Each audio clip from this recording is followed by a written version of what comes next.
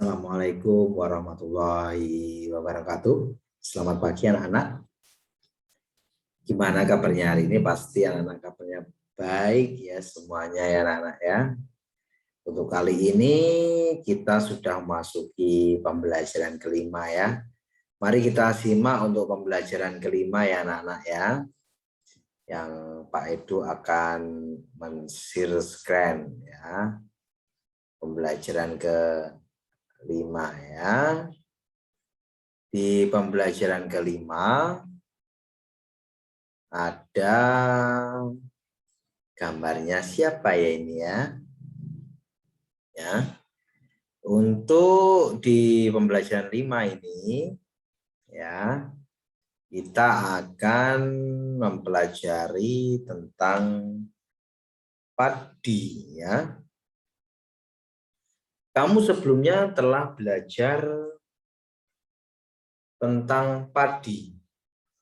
Tahukah kamu bahwa jenis tanaman yang berbeda punya tempat yang berbeda untuk tumbuh? Ayo kita cari tahu ya. Ayo kita cari tahu. Ya. Amati gambar dan baca teks tentang tanaman padi dan teh berikut. Di manakah padi dan teh biasa tumbuh? Lingkungan yang seperti apa yang baik untuk tanaman tersebut? Ya. Yuk kita baca ya, padi. Padi umumnya tumbuh di daerah yang berhawa panas, banyak mengandung uap air dan curah hujan yang cukup. Sinar matahari dan suhu sangat mempengaruhi tanaman padi. Suhu yang baik untuk pertumbuhan tanaman padi adalah 23 derajat Celcius. Tinggi tempat yang cocok untuk tanaman padi berkisar antara 0 sampai 1.500 meter di atas permukaan laut. Tanah yang baik untuk pertumbuhan tanaman padi adalah tanah berlumpur yang subur dengan ketebalan 18 sampai 22 cm. Diperlukan pengairan yang cukup agar padi dapat tumbuh dengan baik. Itu tadi padi. Kemudian kita masuk teh. Teh umumnya tumbuh di daerah pegunungan. Suhu yang baik untuk pertumbuhan tanaman teh adalah berkisar 13 derajat Celcius sampai 15 derajat Celcius dengan curah hujan tahunan tidak kurang dari 2000 mm kubik ya. Sinar matahari dan suhu udara sangat mengaruhi pertumbuhan tanaman teh. Bila suhu mencapai 30 derajat Celcius, maka akan memperlambat pertumbuhan tanaman teh. Tanah yang cocok untuk tanaman teh adalah tanah yang subur dan banyak mengandung bahan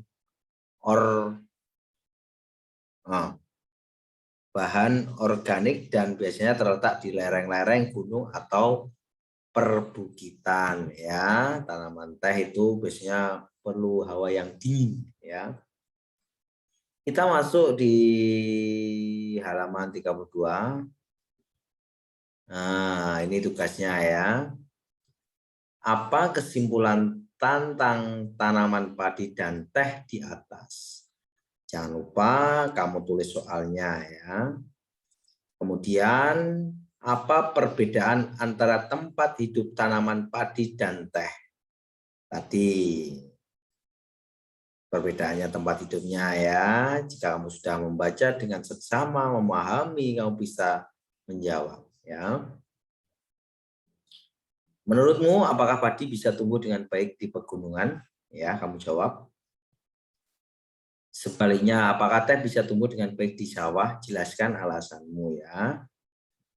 Itu tugasnya. Apakah keadaan alam, iklim, dan bentuk muka bumi mempengaruhi pertumbuhan tanaman? Itu juga. Sebelum menanam tumbuhan tertentu, apa saja yang diperhatikan agar tumbuhan dapat tumbuh dengan baik? Jadi yang diperhatikan tadi apa saja ya, mulai dari mungkin struktur tanahnya ya, tadi tentang suhu juga yaitu ya, tuh tugasnya ya, sampai ini tugasnya ya, ditulis soalnya ya, tulis dengan rapi dan baik, diusahakan tulisannya sendiri, tidak dituliskan ya. Kemudian kita masuk di halaman 33 ya. Nah, ayo berdiskusi ini ya. Kondisi dan karakteristik alam yang berbeda mengaruhi jenis tumbuhan yang hidup di sekitar wilayah tersebut. Ayo cari tahu tentang kondisi dan karakteristik alam yang ada di sekitarmu, iklim, lapisan tanah, dan bentuk muka bumi. Tumbuhan apa saja yang cocok tumbuh di wilayah tersebut. Kamu dapat menggali informasi dari berbagai sumber buku perpustakaan, internet, dan narasumber. Ya. Tulis hasil temuan pada berikut ya. Ini juga dikerjakan ya. Ayo cari tahu tentang kondisi karakteristik alam yang ada di sekitarmu. Tumbuhan apa saja yang cocok di wilayah tersebut. Misal ini kita menceritakan apa wilayah kita di sekitar kita. Misal saya tinggal di desanya ya. Kemudian tanaman yang cocok di daerah saya itu apa saja ya. Terus kemudian yang mempengaruhi cocoknya tanaman itu ditanam di daerah kita itu apa saja ya. Kamu nanti ini soalnya ini ya. Kamu tulis jawabannya ya. Kemudian tumbuhan di sekitar kita mempengaruhi atau memberi banyak manfaat bagi manusia. Selain untuk makanan, tumbuhan juga dapat dimanfaatkan untuk karya seni. Seperti karya seni kolase yang telah kamu buat ya. Kamu kemarin sudah membuat kolase ya, pastinya ya. Kemudian masuk ke 34 ya. Pada pertemuan sebelumnya, kamu dan teman-temanmu telah membuat kolase dari tumbuhan. Pamerkan kolase tersebut di meja masing-masing karena kita belum tatap muka, tidak usah dulu ini ya. Di sini Pak Edu akan menjelaskan ini. Apresiasi seni merupakan suatu penilaian terhadap suatu karya seni. Mulai dari mengenali, menilai, dan menghargai makna atau nilai-nilai yang terkandung dalam karya seni tersebut. Pilih salah satu karya temanmu, tulis apresiamu atas hasil karya tersebut dengan menjawab pertanyaan berikut ya. Ini karena kita belum menukarkan pekerjaannya, ini tidak usah ya. Ya, ini tidak. Kemudian kita masuk ke halaman 35 ya. 35. Apakah kamu masih ingat cara melakukan penaksiran terhadap pecahan? Sekarang ayo kita coba menaksir penjumlahan dan pengurangan pecahan. Coba taksir jumlah beras yang terdapat dalam 3 karung berikutnya. Di sini ada 3 karung beras ya. 3 karung beras itu karung A beratnya 81/5 kg. Kemudian karung B 53/4 ya. Terus C ya 42/3. Yuk kita taksir dulu ya. Di sini Pak Edu akan menjelaskan karung berat karung A ya. Berat karung A 8 1/5 ya. 1/5 ini berarti mendekati 0. Berarti berat karung beras A 8 kilogram ya. Ingat, berat karung beras A 8 kilogram ya. 8 ya. 8 kilogram ya. Bisa diingat ya, 8 kilogram ya. Bentar.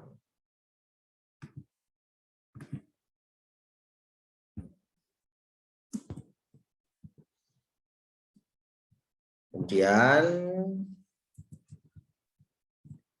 untuk berat karung beras B 5/3/4. 5/3/4 itu mendekati 1, berarti 5 tambah 1 ini 6 kilogram ya. Terus kemudian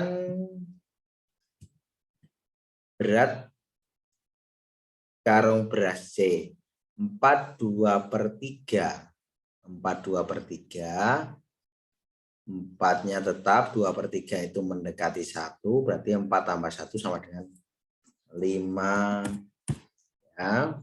Tuh, anak-anak ya. Kemudian kita masuk ke halaman selanjutnya ya. Untuk ini ya.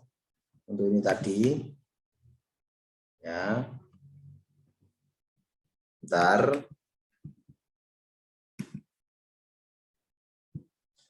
Untuk yang ini 8 kilogram, 6 kilogram, 5 kilogram ya. Perlu diingat tadi ya. Ya. Kita masuk ke halaman 36.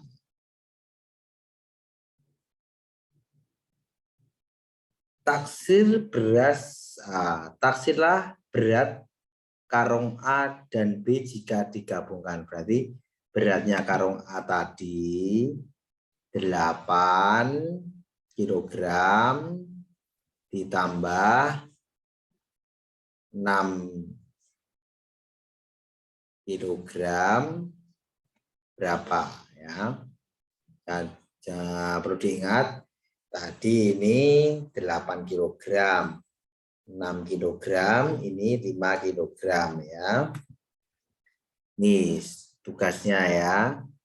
Ditulis soalnya ini ya, taksir berat karung A dan C jika digabungkan berarti ditambah. Taksir berat karung A, B, C jika digabungkan berarti ditambah. Kemudian taksirlah selisih berat karung A dan B, berarti beratnya karung A dikurangi B sama dengan itu nanti selisihnya ya. Taksir selisih berat karung A dan C itu ya. Itu. Kemudian taksir selisih berat karung B dan C ya. Itu ya anak-anak ya.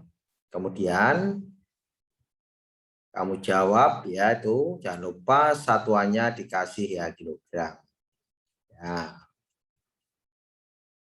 Kita masuk ke halaman 37.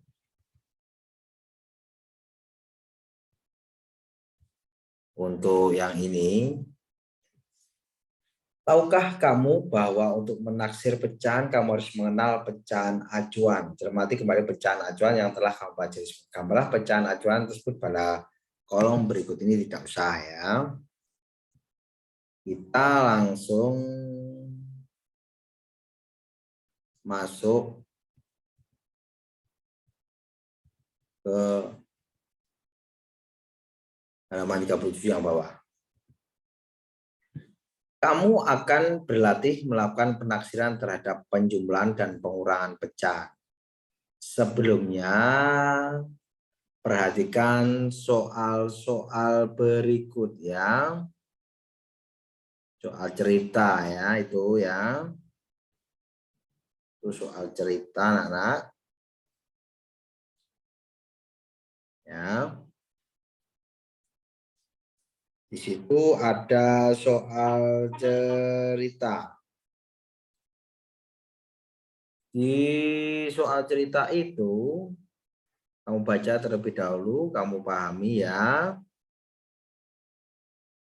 Seorang petani berjalan 31/10 kilometer dari rumahnya menuju sawah. Ya. Setelah itu, ia berjalan lagi sejauh 24/5 kilometer ke ladangnya. Taksirlah berapa kilometer petani tersebut berjalan. Ya. Kamu hanya perlu mengetahui berapa kilometer petani tersebut berjalan. Oleh sebab itu kamu bisa menaksir jumlah 31/10 dan 24/5. Bagaimana caranya ya? Ya, bawahnya.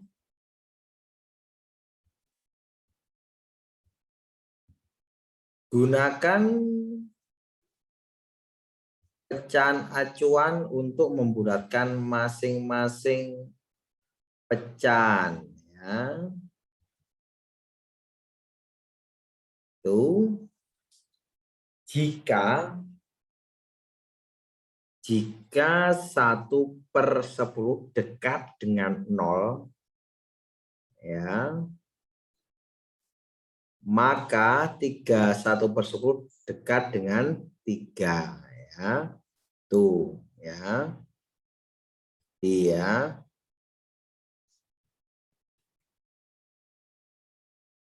Kemudian jika 4/5 dekat dengan 1, maka 4/5 dekat dengan 3. Ya, anak-anak ya. Kemudian petani tersebut berjalan 6 kilometer dari rumah ke sawah dan dilanjutkan ke ladang. Ya, ini tadi 31/10, 3 itu 1/10 kan dekat dengan 0, sama dengan 0. Kita ambil 3, kemudian 24/5 itu dekat dengan 1, berarti 2/1, 3. Berarti petani tersebut berjalan 6 km dari rumah ke sawah dan dilanjutkan ke ladang. Ya. Contoh kedua, ya. Contoh kedua, Dayu tinggal 64/10 km dari sekolah. Udin tinggal 29/10 km dari sekolah. Kira-kira lebih jauh berapa kilometer tempat tinggal Dayu dibanding Udin? Ya. Gunakan pecahan acuan untuk membulatkan masing-masing angka. Ya. 6/4/10 ya. Taksirannya 6 1/2 ya. Kemudian taksirannya 1/2 ya. 29/10 sama dengan 3. Ya. Ini jadi 3. Ini yang tadi 6 kurangi 3 ya. Jadi tinggal kira-kira 3,1 kilometer lebih jauh daripada Udin dari sekolah. Ini ya. Kurangi toh, ini 6 kurangi 3, 3,1 tetap. Ya. Tuh. Kemudian tugasnya taksirlah penjumlahan dan pengurangan pecahan berikut ya. 2/1/4 ditambah 1/1/3. Ini ya bisa mungkin ya. Kita jangan lupa untuk kalau dikasih cara ya anak-anak ya. Dikasih cara ya, jangan langsung jawabannya. Nanti kalau langsung jawabannya kita bingung nanti kalau ada soal ya. Ya.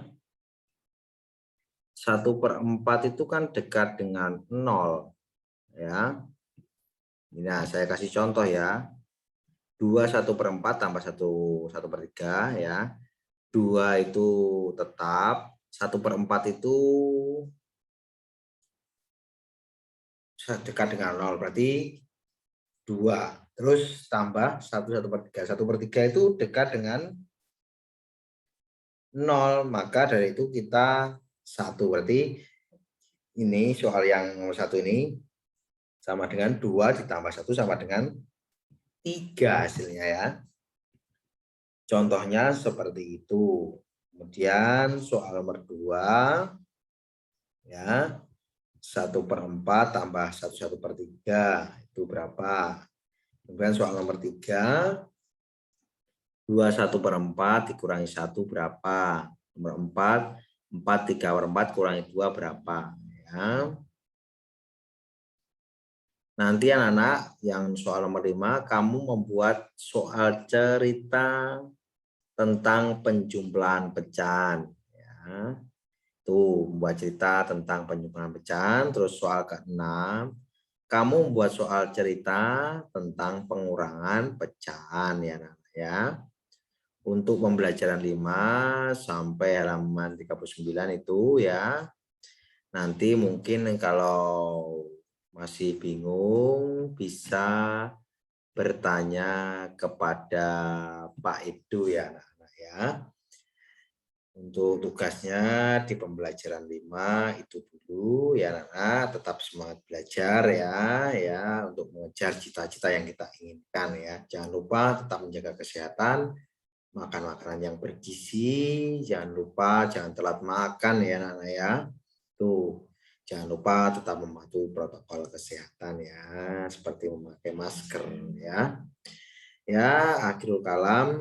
Wassalamualaikum warahmatullahi wabarakatuh.